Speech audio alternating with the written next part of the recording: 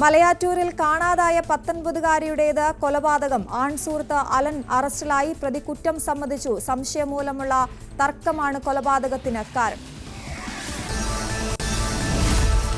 ബലാത്സംഗ കേസിൽ അറസ്റ്റ് തടയണമെന്നാവശ്യപ്പെട്ട് രാഹുൽ മാങ്കൂട്ടത്തിൽ സമർപ്പിച്ച മുൻകൂർ ജാമ്യാപേക്ഷയിൽ തിരുവനന്തപുരം പ്രിൻസിപ്പൽ സെഷൻസ് കോടതി ഇന്ന് വിധി പറയും.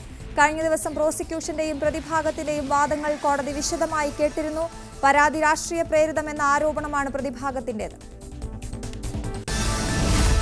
രാഹുൽ മാങ്കൂട്ടത്തിനെതിരായ കേസിലെ അതിജീവിതയെ അപമാനിച്ച കേസിൽ കോൺഗ്രസ് നേതാക്കളായ സന്ദീപ് വാര്യർ, രജിത പുളിക്കൽ എന്നിവരുടെ മുൻകൂർ ജാമ്യ ഹർജി ഇന്ന് പരിഗണിക്കും. തിരുവനന്തപുരം ജില്ലാ പ്രിൻസിപ്പൽ സെഷൻസ് കോടതിയാണ് കേസ് പരിഗണിക്കുന്നത്.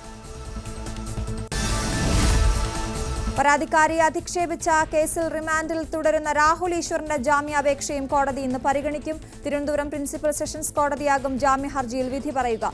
രാഹുലിനെ കസ്റ്റഡിയിൽ വാങ്ങി ചോദ്യം ചെയ്യാൻ സൈബർ പോലീസ് അപേക്ഷ സമർപ്പിക്കാനിരിക്കെയാണ് ജാമ്യ ഹർജിയുമായി രാഹുലിന്റെ അഭിഭാഷകൻ കോടതിയെ സമീപിച്ചത്.